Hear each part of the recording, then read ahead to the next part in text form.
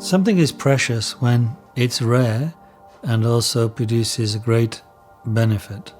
So it is with our human birth, with our human situation now.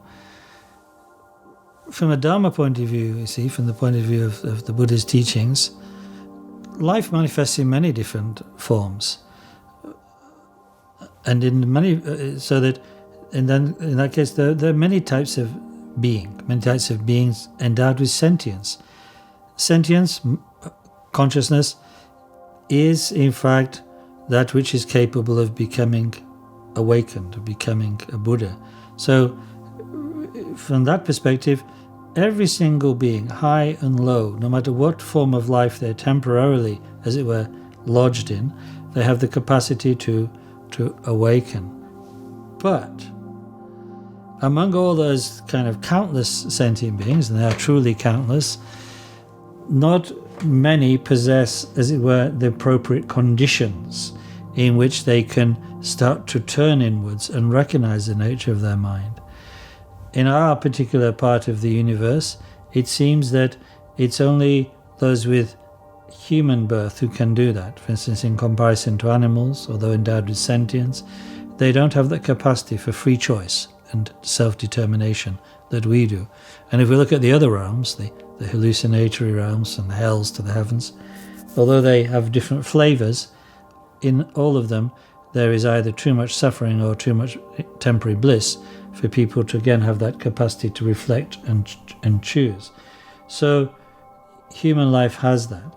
But beyond that, in some human lives, there's the encounter with the Dharma. Without the encounter with the Dharma, it's like we have the legs through which we could exit from samsara. We can walk out of the door of samsara, so to speak, the cycle of birth and death, but there's nobody showing us the exit point.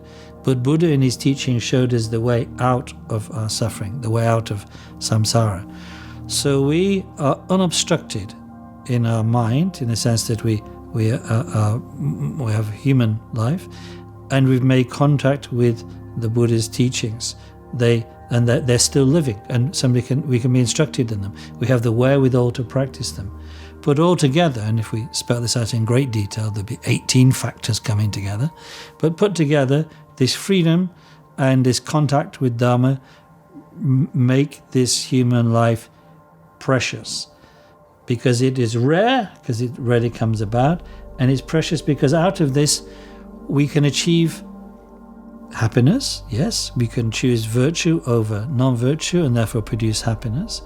We can achieve liberation from suffering because we can follow the Dharma path and strip away the fictions that cloud our mind, causing us to identify with that which is unreal. We can free ourselves from that. And even beyond mere personal liberation from suffering, we can find within ourselves the capacity for limitless compassion and wisdom, the very qualities of a Buddha. So on the basis of right now having this form of life, one has the most astonishing opportunity. So therefore, it is truly a precious human life that we have now, in respect of its rarity and and what it can produce.